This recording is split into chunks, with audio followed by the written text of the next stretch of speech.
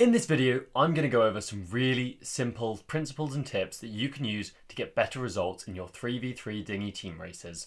These are going to be simple bits of advice that anyone can use to get better results and to perform better on race day. Principle number one is to strike first and strike hard. Whenever you're in a combination, whether it's winning or losing, you always want to be the first boat to make a move to consolidate into the combination you want.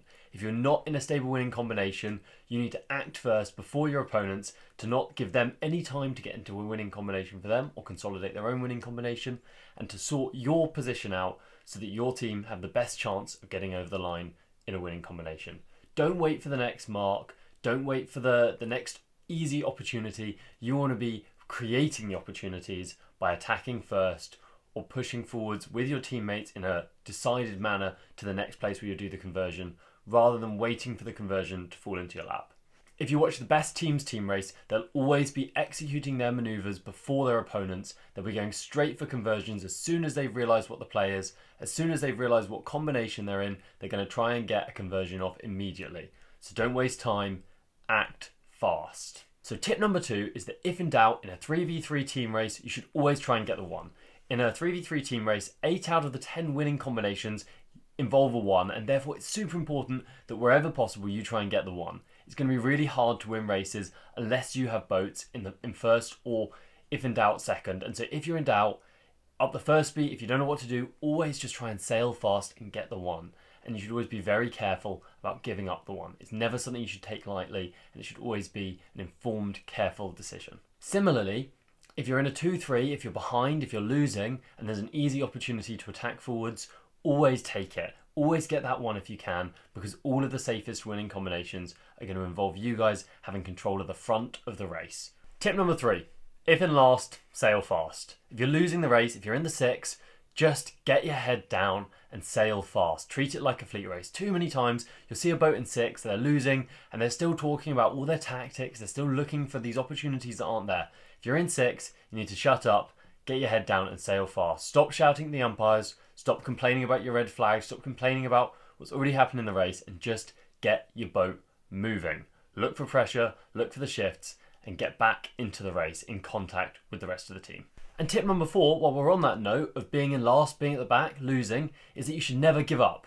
So often you'll see a winning team hit a mark, they'll do something stupid, they'll sail into a dead patch, maybe it's a shifty location. There's always a chance to get back into the race. So never give up, keep the boat moving fast. You never know what's going to happen. They might get Rule 42 spins from the umpire. There are so many ways which a team who look like they're completely behind, completely out of the race, might end up winning. But you're only going to be able to capitalise on those opportunities if you're in the race, if you're sailing fast, and if you haven't given up. So never give up, keep pushing forwards, and try and steal those wins out from losing situations. My next tip is to manage your risk with umpire calls. So involving the umpires in your race, in a team race, is always going to be risky. And whether you take that risk is going to really depend on your position. So if you're winning, if you're in a 1-2 at Mark 1, and you think that a boat on the other team has done something which has fouled you, you might still be better off just not protesting at all. Because if the umpire sees it differently to you, it could still go against you. You never know what it's going to look like from their perspective. And so it's better to just keep that flag down, keep pushing forwards, and use your winning combination and stay in control. There's always going to be a risk. Umpires make bad decisions, umpires make wrong decisions, so there's no point in throwing the dice and rolling the dice when you're already winning. On the other hand, if you're on the final beat, if your teammates are in the 5 and 6, your final beat, you've got 100 metres left to go, that's the time where you can go for those riskier plays, you can go for those riskier calls. You're going to want to try and flag any port starboard, any windward leeward that you can. So you've got to think about the risk inherent in making a protest, which is that the umpires might give it against you, even if you're completely in the right. So don't flag unless you have to. Minimise those spins. If you're in a position where you're winning and taking one turn isn't going to make too much difference, it's better to take 1 than 2 turns. So just try and sail a clean race. Don't involve the umpires. Even if you have boat-on-boat contact, or a boat-on-boat scenario, don't involve them unless you have to. And if the umpires are involved, whether by you or the other team, just take your single spin when you can. Avoid getting 2 spins at all costs, because that's going to really put you out of the race. So if you're in the wrong, take your spins. But best of all, don't involve the umpires at all. My next tip is to always keep communicating with your team, with your crew, whatever's happening, however obvious it seems to you. If there's been a shift, tell your team. If there's been pressure coming down on one side of the beat and you don't know if they know that yet, tell your team. If you're in a losing combination, tell your team. Just keep talking the whole time, because unless you guys know what's going on, you're not going to be able to make informed decisions about what to do, and your tactics are going to suck. So you need to keep on talking with each other, talking with your crew, knowing what's going on, and that's going to let you make the best tactical decisions to win more races. Right, my next tip is a really, really actionable one. So the next tip is really simple, and that's just get to the pontoon well before your changeover. Watch the boats which you're about to get into as they're sailing their race if possible. Look if any of them have bad sail settings. Is the main all the way up? Is the forestay too tight? Is something going wrong with the boat? And if you can see something's wrong with the boat, fix it as soon as possible. If it's going to take you a long time to fix, it's even better to have noticed it before they come in, because whilst you're on the pontoon, you can tell the beach master, you can tell someone with a schedule, look, radio race management, we need this amount of time to fix this problem. We can't race until this boat is ready to go. Never sail the race if your boat isn't ready or if you have a problem. So always fix it. And then if you're at the pontoon early, the second big benefit you get is that you're going to be as early as possible for the start. So then you can get your ley lines, you can do a couple of practice tacks, you can see all of that stuff, and also you can then check your sail settings when you're in the boat, because that will feel different. Even if you watched other people on the water, you might prefer some slightly different sail settings than what they have on. So the earlier you get to the boats, the less stressed you're going to be, the more in control you're going to be, the more you're going to be able to check out your own sail settings and avoid any mishaps. You're going to be able to get your ley lines and do all of that stuff without any stress. And if you're not checking your schedule regularly, if you don't know when you're racing, and if you arrive at the pontoon late, then that's how you're going to miss races. It's going to be how you arrive at the start area late so that you're easily targeted by opponents, so you don't have time to get ley lines, you don't have time to set up your boat, you don't have time to get your practice tacks in. So don't do it. Be at the pontoon on time or early. Talk with each other before you get in the boats. Look at the boats, look at them racing, and sail well. If you're in doubt tactically about what to do in a team race, the way you need to think about it is quite simple, and that's my next tip, which is that you should always think, first of all, what's my position? What's my team's combination? What's the play? So what do we aim to try and get into? If we're in this combination, do we want to stay in this combination? Do we want to attack someone? Do we want to do something? So what's the play? What are we aiming to get into? And then how do we execute that play? What does my boat in my position of this combination do in this play? So an example of that is if you're in a 1-2-3, for instance, and you're in the 3. So first of all, you'd assess, okay, what position am I in? I'm in the 3. What combination are we in? We're in a 1-2-3. What's the play? Well, the play is 1-2. We're already in a 1-2, so we don't need to do anything with that. And what is my boat's role in a 1-2-3? And, well, a 3 in a 1-2-3 is going to put in a small gap. They're going to make it hard for any enemy boats to attack the 1-2 ahead. So they're going to do a little bit to hit back maybe, but hopefully if you're in an early stage of a race, maybe you're not trying to lose any points, maybe you're trying to keep it safe, but ideally they want to be putting a little bit of a gap in.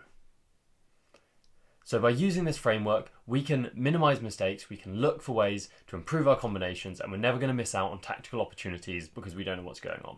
The next tip can be summed up in one word: bail. Never ever start a race with any water in your boat. It's the worst thing possible. You always want your boat to be dry when you start the race, and you always want as well your self-bailer to be up, not causing any drag. So you want the boat dry and the self-bailer up, and the reason you want this is because any water in the boat is just going to be extra weight that you don't need, which is bad enough, and also it's extra weight that's always on the wrong side of the boat. So no matter what you're doing, that water is working against your movement, your crew's movement, stopping you doing the maneuvers you want. So it's really, really the worst thing to have water in the boat. Your crew should always have a bailer, so make sure you've got a bailer, whether it's a milk carton or something you've made yourself, it doesn't matter. Just have a bailer and use it. There is no excuse ever for water in the boat, and it's bad. Don't do it. When you're in a team race, one thing you always need to be aware of is where your focus is. You've got to think about what you're focusing on, because you can't get everything perfect all at once. So helm and crew both need to know what their responsibilities within the boat are, and they need to know what they're thinking about at any given time. So for instance, right off the start line, if you're trying to hold a lane, you need to be completely thinking about sailing fast and getting into a nice high mode to hold your lane, maybe shave an opponent off your hip. Alternatively, if you're in the pre-start, Maybe your focus needs to be entirely on another boat behind you and fishtailing to avoid them getting control of you. But the point is it's really hard to do multiple things at once and have a good amount of focus applied to them. And something you really often see when you see fleet racers come into team racing is that they'll get very distracted and their focus won't be right because they're so caught up on looking at other boats, trying to work out the combination, that they stop focusing on their boat speed at the right times and they just go straight out the back even though they're a really fast sailor. So you need to know when to apply your focus to what. When do I need to be looking at another boat? When do I need to be looking at the wind? When do I need to be looking at the telltales? And think really carefully about what you're focusing on at any given moment in a race. And my final tip for today is something that my coach always used to tell me when I was a teenager before I went and did races, and would be saying, you know, coach, what's the best way to do this? What's the best way to do that? We're facing this really tough team. What's the wind doing? You know, we'd be asking all these questions right before we went out. And the point is, we'd already done all the training. There's not really anything that he can say right as we're going out that's going to solve all of our problems. So what he'd turn around and tell us every single time, the thing he'd tell us is, don't do shit tacks. That's it. Don't do shit tacks. At the end of the day, if you've got nothing else to take from this video, it's that if you're in a team race, don't do shit tacks. Just tack well, get the fundamentals right, get the boat moving, and everything else is going to be easier. You can't solve it all last minute. You need to practice all of this stuff early on. So just make sure that you're doing this basics right and building everything else on top of that. Focus on getting the little things right. The rest will follow. I hope you found this video helpful. I hope you've enjoyed it. If you have, consider liking, subscribing, leaving a comment. I really appreciate it whenever you do. And to anyone who's racing or using this video to go racing soon, best of luck. You're going to smash it. Follow these tips and combine these general principles with your specific knowledge of how to do each conversion, how to sail the boat well, and all of that kind of stuff. And you're going to have a recipe for some really successful racing. So go and smash it. Thanks for watching.